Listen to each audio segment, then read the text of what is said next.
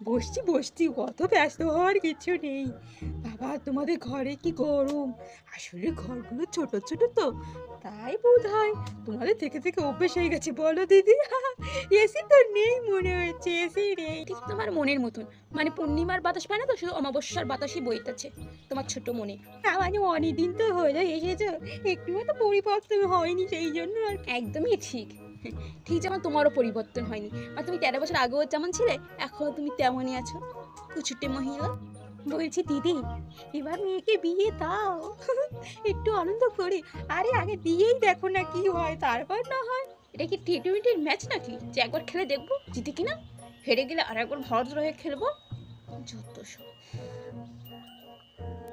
বলছি দিদি, আজ আসি বুঝলে, আবার না হয়। হ্যাঁ হ্যাঁ, তুমি যাও যাও। তুমি না গেলে আমার মা যে মিহিদানাটা করে গেছে না, ওটা আমাকে দেবে না।